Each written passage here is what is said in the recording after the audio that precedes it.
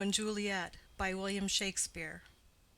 Persons represented: Aeschylus, Prince of Verona; Paris, a young nobleman, kinsman to the prince; Montague and Capulet, heads of two houses at variance with each other; an old man, uncle to Capulet; Romeo, son to Montague; Mercutio, kinsman to the prince and friend to Romeo; Benvolio, nephew to Montague and friend to Romeo; Tybalt, nephew to Lady Capulet; Friar Lawrence, a Franciscan; Friar John of the same order; Balthazar, servant to Romeo; Samson, servant to Capulet; Gregory, servant to Capulet; Peter, servant to Juliet's nurse; Abraham, servant to Montague; an apothecary; three musicians; a chorus; page to Paris, and another page; an officer; Lady Montague, wife to Montague; Lady Capulet, wife to Capulet; Juliet, daughter to Capulet; nurse to Juliet; citizens of Verona; several men and women, relations to both houses; maskers, guards, watchmen, and attendants. Scene, during the greater part of the play, in Verona; once in the fifth act at Mantua. The Prologue. Enter Chorus. Chorus. Two households, both alike in dignity, in fair Verona, where we lay our scene, from ancient grudge break to new mutiny, where civil blood makes civil hands unclean. From forth the fatal loins of these two foes, a pair of star-crossed lovers take their life, whose misadventured piteous overthrows doth with their death bury their parents' strife. The fearful passage of their death-marked love, and the continuance of their parents' rage, which but their children's end naught could remove, is now the 2 hours' traffic of our stage; the which, if you with patient ears attend, what here shall miss, our toil shall strive to mend.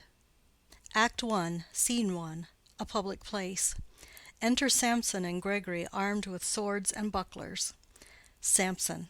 Gregory, on my word, we'll not carry coals.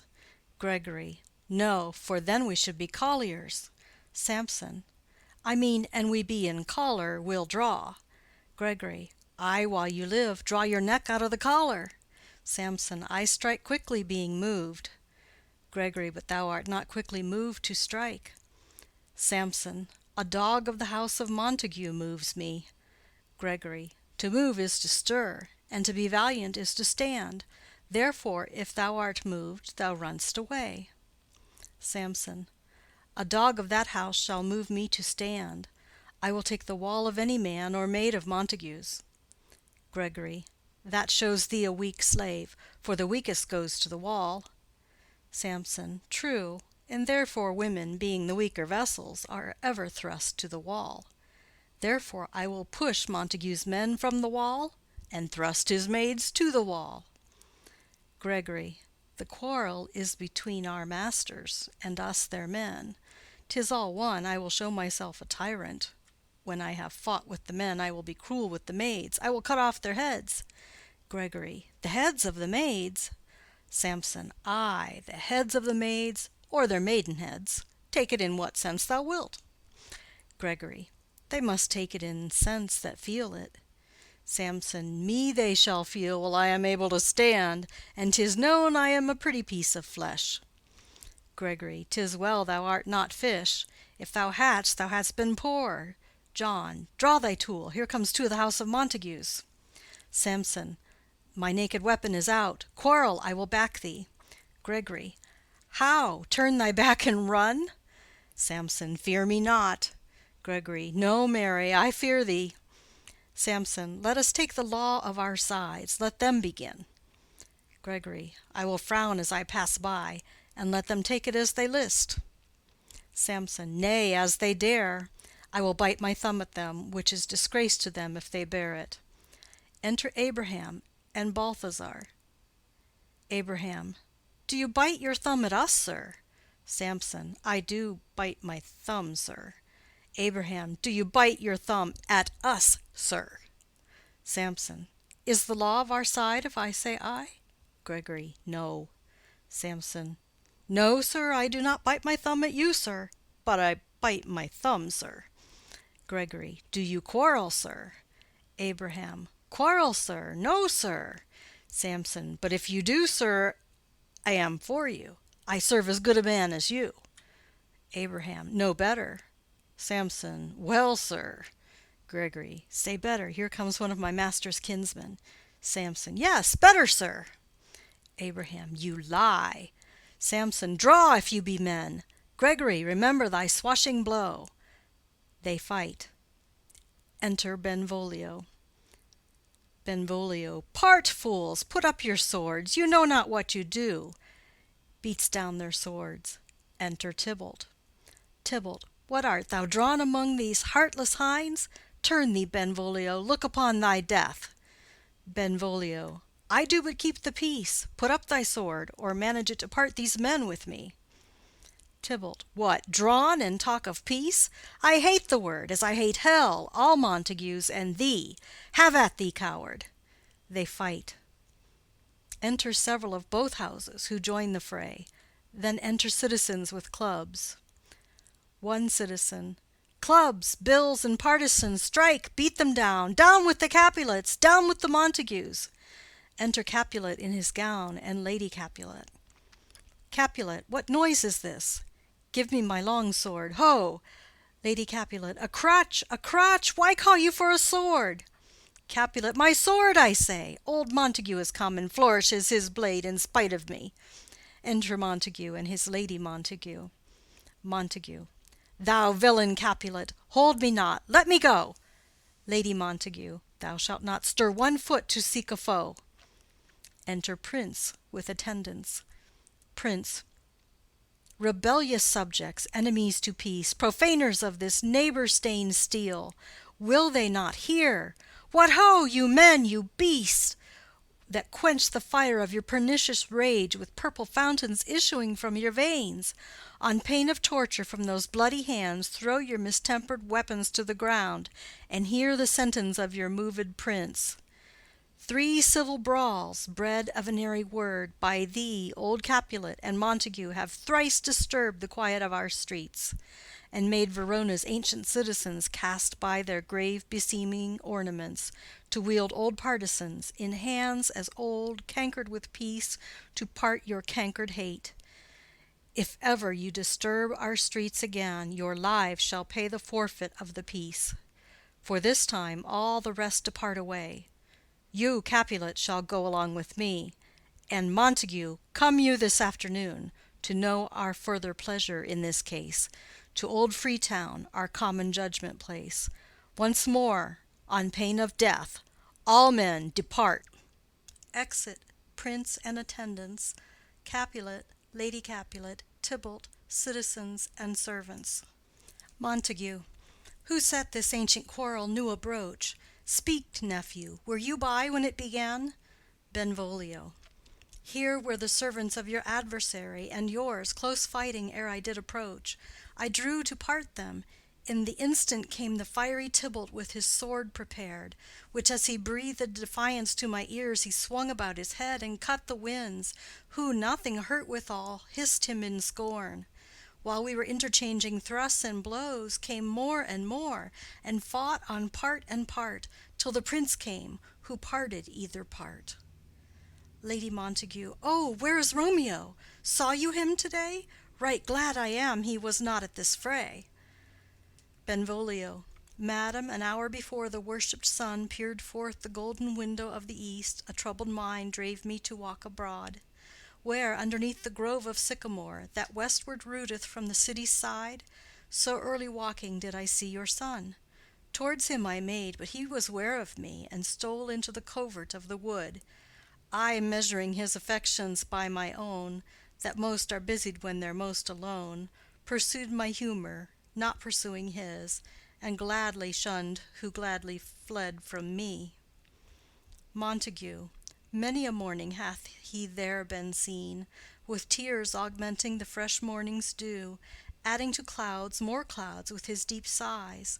But all so soon as the all-cheering sun should in the farthest east begin to draw the shady curtains from Aurora's bed, away from light steals home my heavy son, and private in his chamber pens himself, shuts up his windows, locks fair daylight out, and makes himself an artificial night.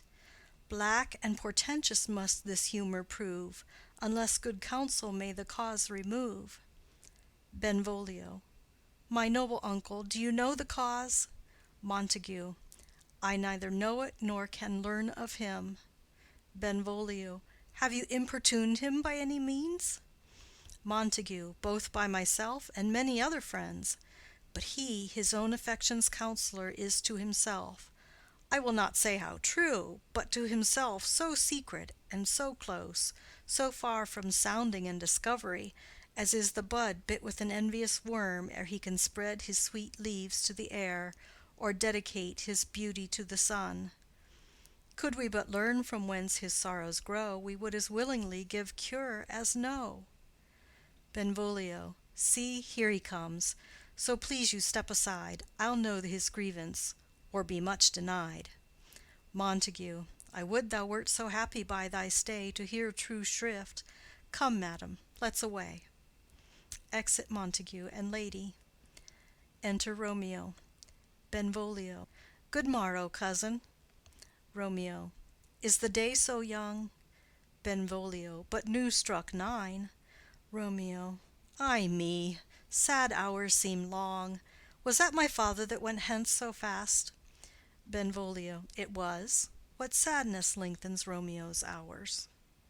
Romeo. Not having that which having makes them short. Benvolio. In love? Romeo. Out. Benvolio. Of love? Romeo. Out of her favor where I am in love. Benvolio. Alas, that love, so gentle in his view, should be so tyrannous and rough in proof. Romeo. Alas, that love, whose view is muffled still, should without eyes see pathways to his will. Where shall we dine? O me! What fray was here? Yet tell me not, for I have heard it all. Here's much to do with hate, but more with love. Why then, O brawling love, O loving hate, O anything of nothing first create, O heavy lightness, serious vanity, misshapen chaos of well-seeming forms, feather of lead, bright smoke, cold fire, sick health, still waking sleep that is not what it is. This love feel I, that feel no love in this. Dost thou not laugh? Benvolio. No cause, I rather weep. Romeo. Good heart at what? Benvolio. At thy good heart's oppression. Romeo. Why, such is love's transgression. Griefs of mine own lie heavy in my breast, which thou wilt propagate, to have it pressed with more of thine. This love that thou hast shown doth add more grief to too much of mine own. Love is a smoke raised with the fume of sighs, being purged, a fire sparkling in lovers' eyes, being vexed, a sea nourished with lovers' tears. What is it else? A madness most discreet, a choking gall and a preserving sweet. Farewell, my coz. Going. Benvolio. Soft, I will go along, and if you leave me so, you do me wrong. Romeo. Tut, I have lost myself. I am not here. This is not Romeo, he's some other where. Benvolio. Tell me in sadness, who is that you love? Romeo. What, shall I groan and tell thee? Benvolio. Groan? Why, no, but sadly tell me who. Romeo. Bid a sick man in sadness make his will. Ah, word ill urged to one that is so ill. In sadness, cousin, I do love a woman. Benvolio. I aimed so near when I supposed you loved. Romeo. A right good markman, and she's fair I love. Benvolio. A right fair mark, fair coz, is soonest hit. Romeo. Well, in that hit you miss. She'll not be hit with Cupid's arrow. She hath Dian's wit, and in strong proof of chastity well armed, from love's weak childish bow she lives unharmed.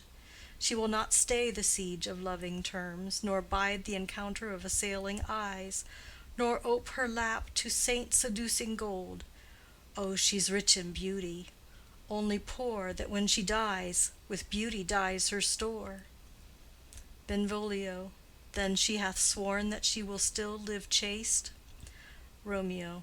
She hath, and in that sparing makes huge waste.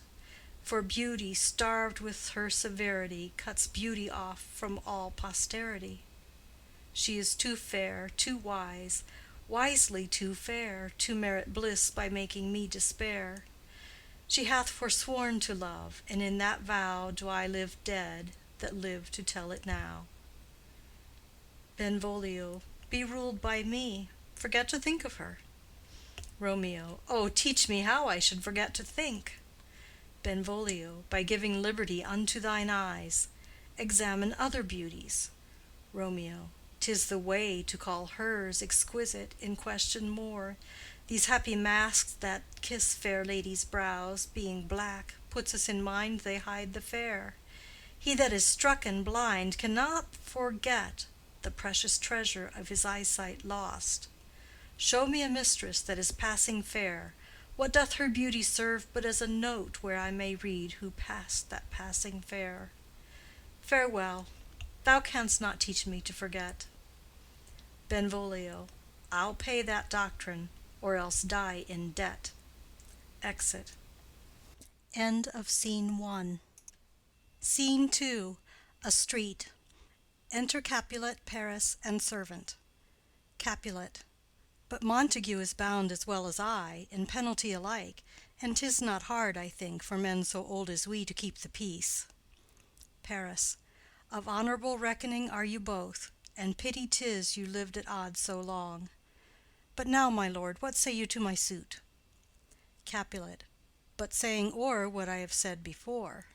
My child is yet a stranger in the world. She hath not seen the change of 14 years.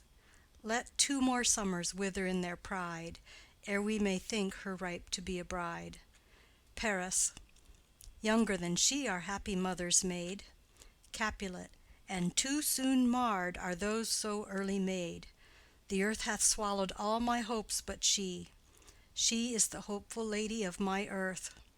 But woo her, gentle Paris, get her heart. My will to her consent is but a part.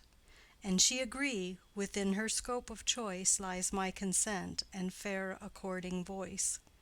This night I hold an old accustomed feast, whereto I have invited many a guest, such as I love. And you among the store, one more most welcome makes my number more. At my poor house look to behold this night earth-treading stars that make dark heaven light.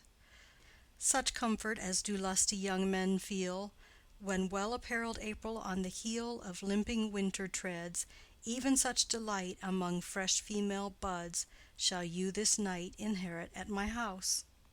Hear all see, and like her most whose merit most shall be, which among view of many, mine being one, may stand in number, though in reckoning none. Come, go with me. Go, sirrah, trudge about through fair Verona, find those persons out whose names are written there, gives a paper, and to them say, my house and welcome on their pleasure stay. Exit Capulet and Paris. Servant. Find them out whose names are written here. It is written that the shoemaker should meddle with his yard, and the tailor with his last, the fisher with his pencil, and the painter with his nets. But I am sent to find those persons whose names are here writ, and can never find what names the writing person hath here writ. I must to the learned, in good time. Enter Benvolio and Romeo. Benvolio. Tut, man, one fire burns out another's burning. One pain is lessened by another's anguish. Turn giddy, and be holp by backward turning. One desperate grief cures with another's languish. Take thou some new infection to thy eye, and the rank poison of the old will die. Romeo, your plantain leaf is excellent for that. Benvolio, for what, I pray thee? Romeo, for your broken shin. Benvolio, why, Romeo, art thou mad? Romeo, not mad, but bound more than a madman is, shut up in prison, kept without my food, whipped and tormented and— Gaden, good fellow. Servant, God gi gaden. I pray, sir, can you read?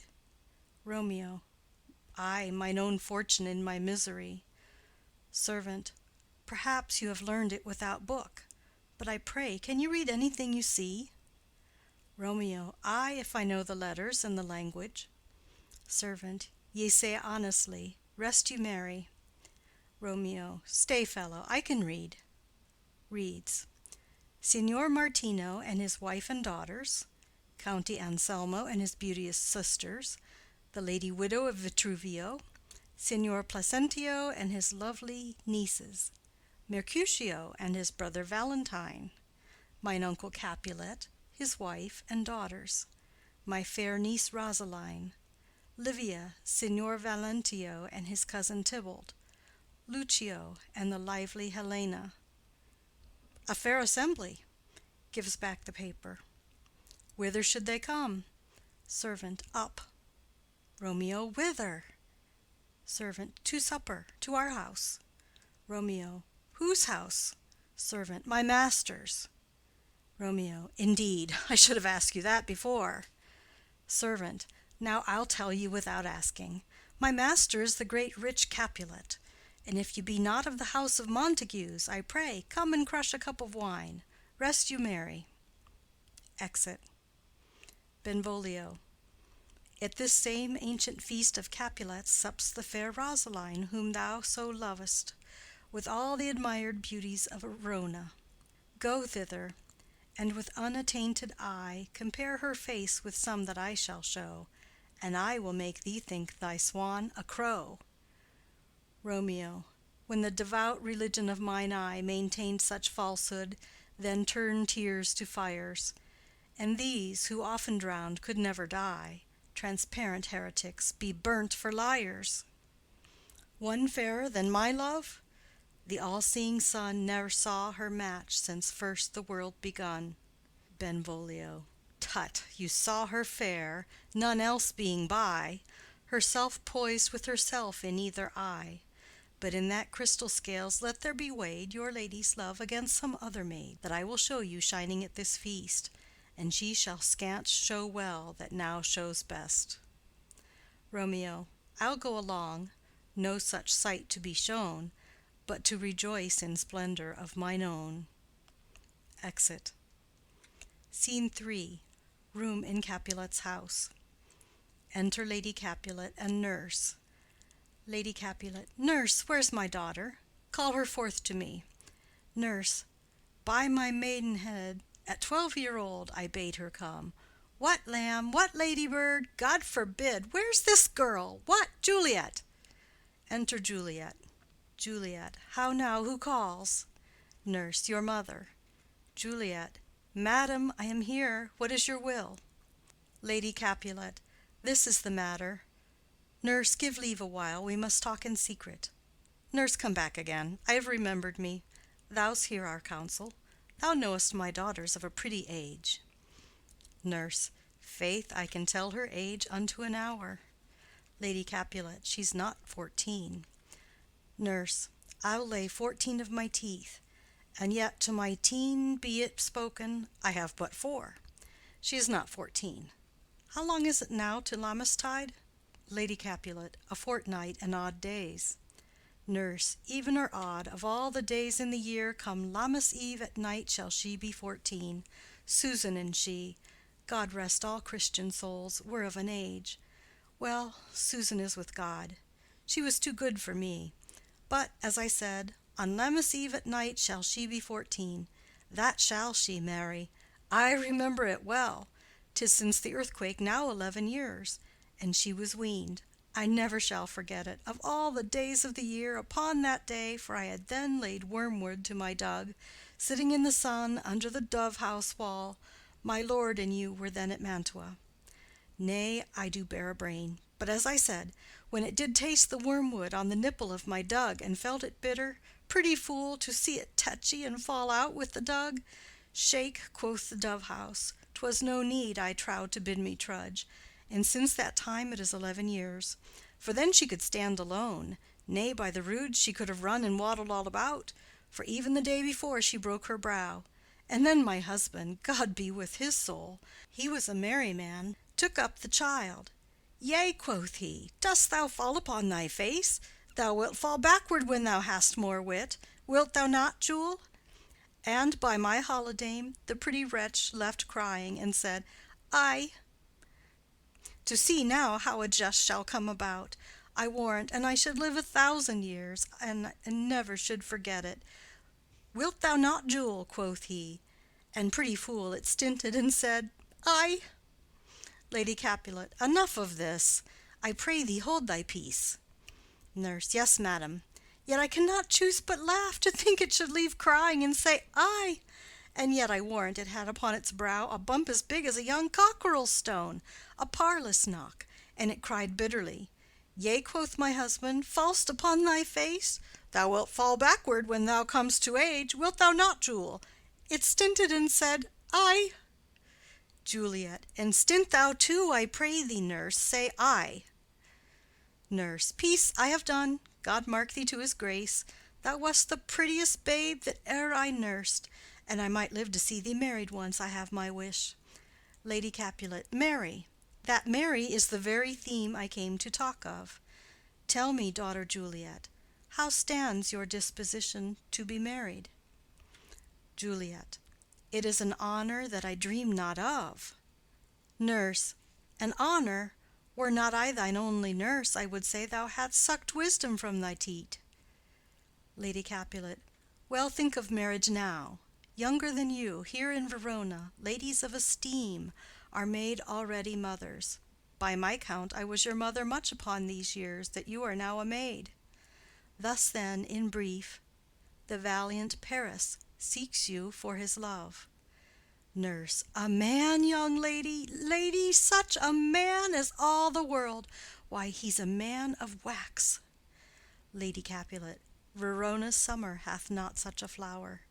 Nurse. Nay, he's a flower, in faith, a very flower. Lady Capulet. What say you? Can you love the gentleman? This night you shall behold him at our feast. Read o'er the volume of young Paris's face, and find delight writ there with beauty's pen. Examine every married lineament, and see how one another lends content. And what obscured in this fair volume lies, find written in the margent of his eyes. This precious book of love, this unbound lover, to beautify him, only lacks a cover. The fish lives in the sea, and 'tis much pride for fair without the fair within to hide.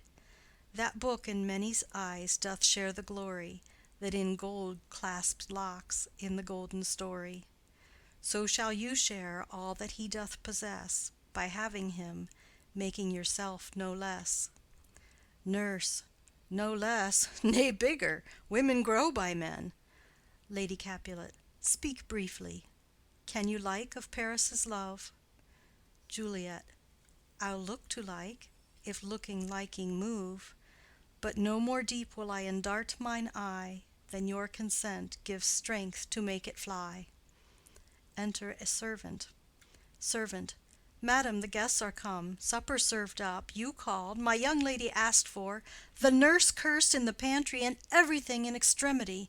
I must hence to wait. I beseech you, follow straight. Lady Capulet. We follow thee. Exit servant. Juliet, the county stays. Nurse. Go, girl. Seek happy nights to happy days. Exit. Scene 4. A street. Enter Romeo, Mercutio, Benvolio, with 5 or 6 maskers, torch-bearers, and others.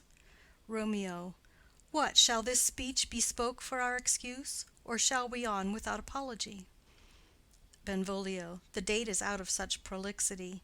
We'll have no Cupid hoodwinked with a scarf, bearing a Tartar's painted bow of lath, scaring the ladies like a crow-keeper, nor no without book prologue faintly spoke after the prompter for our entrance. But let them measure us by what they will, and we'll measure them a measure and be gone. Romeo. Give me a torch. I am not for this ambling. Being but heavy, I'll bear the light. Mercutio. Nay, gentle Romeo, we must have you dance. Romeo. Not I, believe me. You have dancing shoes with nimble soles. I have a soul of lead, so stakes me to the ground I cannot move. Mercutio. You are a lover. Borrow Cupid's wings, and soar with them above a common bound. Romeo. I am too sore and pierced with his shaft to soar with his light feathers, and so bound I cannot bound a pitch above dull woe. Under love's heavy burden do I sink. Mercutio. And to sink in it should you burden love, too great oppression for a tender thing. Romeo. Is love a tender thing? It is too rough, too rude, too boisterous, and it pricks like thorn. Mercutio. If love be rough with you, be rough with love. Prick love for pricking, and you beat love down. Give me a case to put my visage in, putting on a mask. A vizard for a vizard. What care I what curious eye doth quote deformities?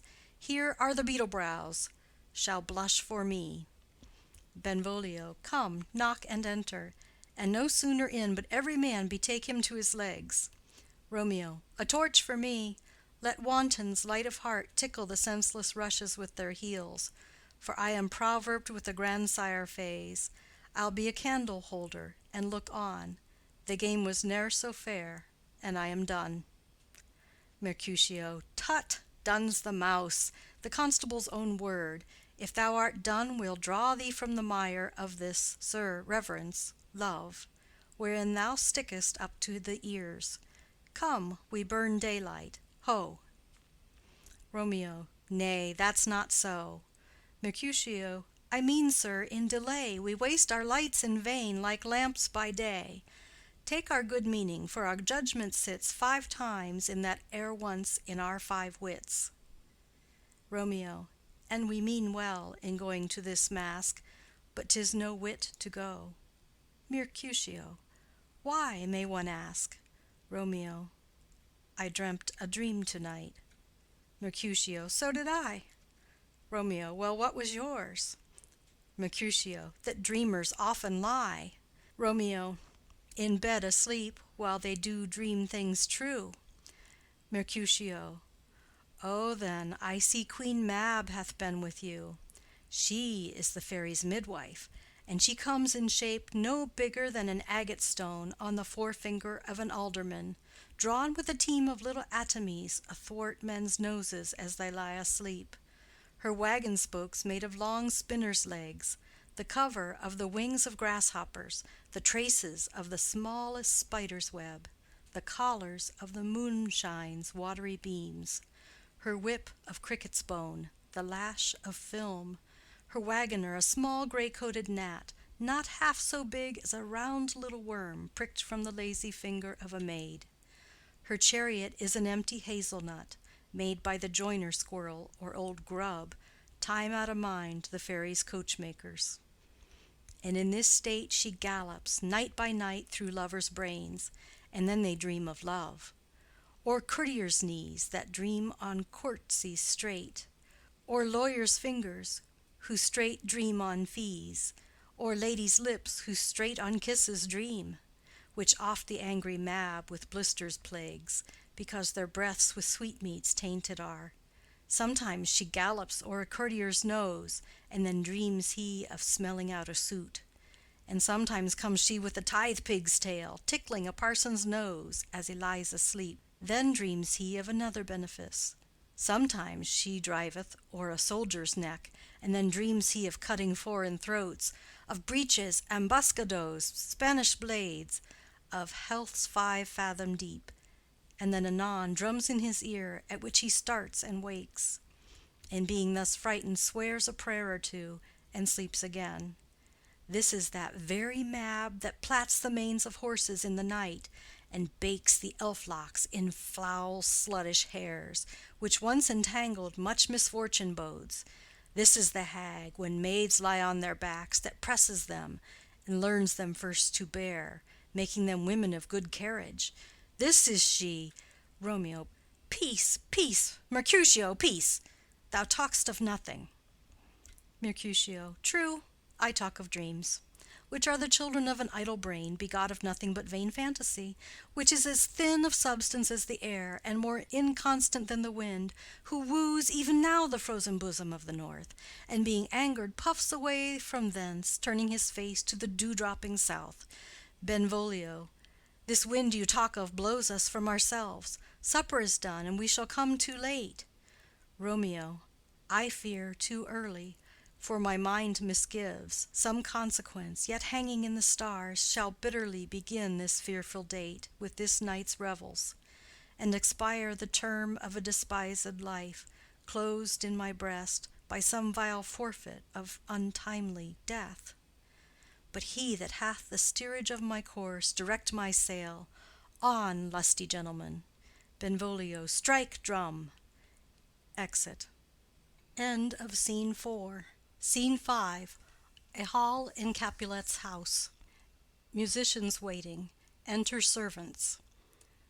Servant 1. Where's Potpan that he helps not to take away? He shift a trencher, he scrape a trencher. Servant 2. When good manners shall lie all in one or two men's hands, and they unwashed too, 'tis a foul thing. Servant 1. Away with the joined stools, remove the court cupboard, look to the plate, good thou, save me a piece of marchpane, and as thou lovest me, let the porter let in Susan Grindstone and Nell, Antony and Potpan. Servant 2. Aye, boy, ready. Servant 1. You are looked for and called for, asked for and sought for in the great chamber. Servant 2. We cannot be here and there too. Cheerly, boys, be brisk a while, and the longer liver take all. They retire behind. Enter Capulet, etc., with the guests and maskers. Capulet. Welcome, gentlemen, ladies that have their toes unplagued with corns will have a bout with you. Aha, my mistresses, which of you all will now deny to dance? She that makes dainty, she, I'll swear, hath corns. Am I come near you now? Welcome, gentlemen. I have seen the day that I have worn a vissard, and could tell a whispering tale in a fair lady's ear, such as would please. 'Tis gone, 'tis gone, 'tis gone. You are welcome, gentlemen. Come, musicians, play. A hall, give room, and foot it, girls. Music plays, and they dance. More light, you knaves, and turn the tables up, and quench the fire, the room is grown too hot. Ah, sirrah, this unlooked-for sport comes well. Nay, sit, good cousin Capulet, for you and I are past our dancing days. How long is it now since last yourself and I were in a mask? Capulet. 2. By your lady, 30 years.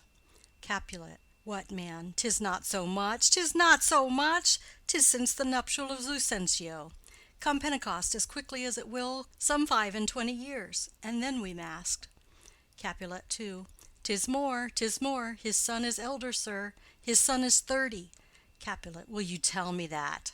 His son was but a ward 2 years ago. Romeo. What lady is that which doth enrich the hand of yonder knight? Servant. I know not, sir. Romeo. Oh, she doth teach the torches to burn bright. It seems she hangs upon the cheek of night like a rich jewel in an Ethiop's ear. Beauty too rich for use, for earth too dear. So shows a snowy dove trooping with crows, as yonder lady o'er her fellows shows. The measure done, I'll watch her place of stand, and touching hers, make blessed my rude hand. Did my heart love till now? Forswear at sight, for I ne'er saw true beauty till this night. Tybalt. This, by his voice, should be a Montague. Fetch me my rapier, boy. What, dares the slave come hither, covered with an antic face, to flee and scorn at our solemnity? Now, by the stock and honor of my kin, to strike him dead I hold it not a sin.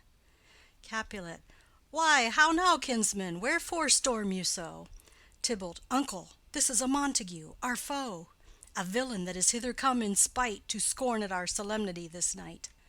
Capulet. Young Romeo, is it? Tybalt. 'Tis he, that villain Romeo. Capulet. Content thee, gentle coz, let him alone. He bears him like a portly gentleman. And to say truth, Verona brags of him to be a virtuous and well-governed youth. I would not for the wealth of all the town here in my house do him disparagement.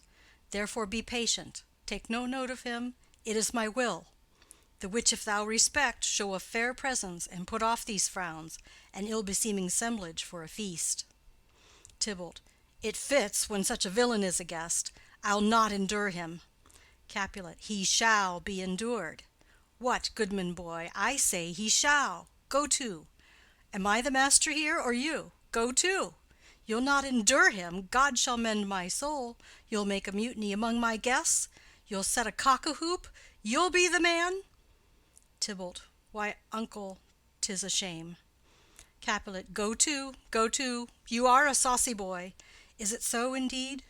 This trick may chance to scathe you. I know what. You must contrary me. Marry, 'tis time. Well said, my hearts. You are a prince-cox. Go, be quiet, or more light, more light. For shame, I'll make you quiet. What, cheerly, my hearts. Tybalt. Patience perforce with wilful choler meeting makes my flesh tremble in their different greeting. I will withdraw, but this intrusion shall, now seeming sweet, convert to bitter gall. Exit. Romeo to Juliet. If I profane with my unworthiest hand this holy shrine, the gentle fine is this: my lips, two blushing pilgrims, ready stand to smooth that rough touch with a tender kiss. Juliet. Good pilgrim, you do wrong your hands too much, which mannerly devotion shows in this. For saints have hands that pilgrims' hands do touch, and palm to palm is holy palmer's kiss. Romeo. Have not saints lips, and holy palmers too? Juliet. Ay, pilgrim, lips that they must use in prayer. Romeo. O then, dear saint, let lips do what hands do. They pray, grant thou, lest faith turn to despair. Juliet. Saints do not move, though grant for prayer's sake. Romeo. Then move not, while my prayer's effect I take. Thus from my lips, by thine my sin is purged. Kisses her. Juliet. Then have my lips the sin that they have took. Romeo. Sin from my lips? O trespass sweetly urged, give me my sin again. Juliet. You kiss by the book. Nurse. Madam, your mother craves a word with you. Romeo. What is her mother? Nurse. Mary Bachelor, her mother is the lady of the house, and a good lady, and a wise and virtuous. I nursed her daughter that you talked withal. I tell you, he that can lay hold of her shall have the chinks. Romeo. Is she a Capulet? O dear account, my life is my foe's debt. Benvolio. Away, begone, the sport is at the best. Romeo. Ay, so I fear, the more is my unrest. Capulet. Nay, gentlemen, prepare not to be gone. We have a trifling foolish banquet towards. Is it e'en so? Why then, I thank you all. I thank you, honest gentlemen. Good night. More torches here. Come on then, let's to bed. Ah, sirrah, to second Capulet. By my fay, it waxes late. I'll to my rest. Exit all but Juliet and nurse. Juliet. Come hither, nurse. What is yon gentleman? Nurse. The son and heir of old Tiberio. Juliet. What's he that now is going out of door? Nurse. Marry, that I think be young Petruchio.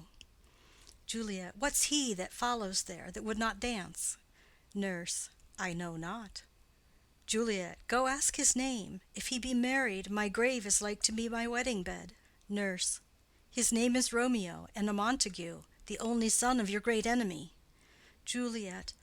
My only love, sprung from my only hate, too early seen unknown, and known too late.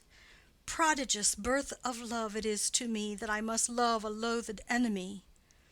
Nurse. What's this? What's this? Juliet. A rhyme I learned even now of one I danced withal.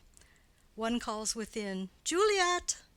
Nurse. Anon, anon. Come, let's away. The strangers all are gone. Exit.